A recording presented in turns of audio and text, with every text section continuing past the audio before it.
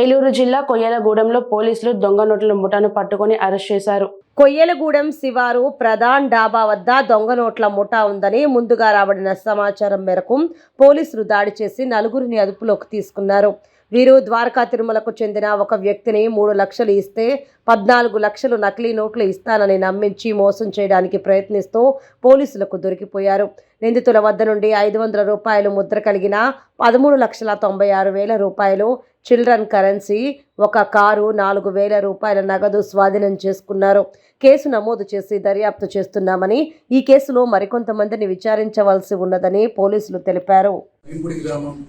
ప్రధాన ఫ్యామిలీ దాబా వద్ద నాకు మరియు మా సిబ్బందికి రాబడిన సమాచారం ప్రకారం నేను మా సిబ్బంది వీడియోల ద్వారా వెళ్ళగా అక్కడ కొంతమంది ముంగూడి ఉండగా మేము వెళ్ళి చెక్ చేయక అంతటా పారుబాగా 4 వ్యక్తులు దొరికినారు.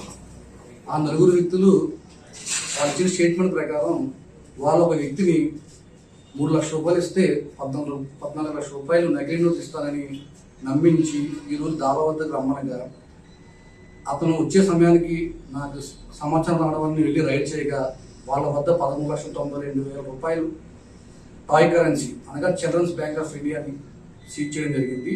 మరియు 8 నోట్లు 500 రూపాయల నోట్లని ఒరిజినల్ నోట్లను సీజ్ చేయడం జరిగింది. మరియు ఒక కార్ని స్వాధీనపరచడం జరిగింది. వీరిపైన కేసులు ఉన్నాయండి. అంతకుముందు గతంలో ఈ 4 పైన కూడా గోపాలపురంలో కేసులు ఉండడం జరిగింది, శ్రీనివాసపురంలో కేసులు ఉండడం జరిగింది. ఇంకా ఎవరున్నారు సార్ కేసులు? ఇంకెవరున్నారు దర్యాప్తులో?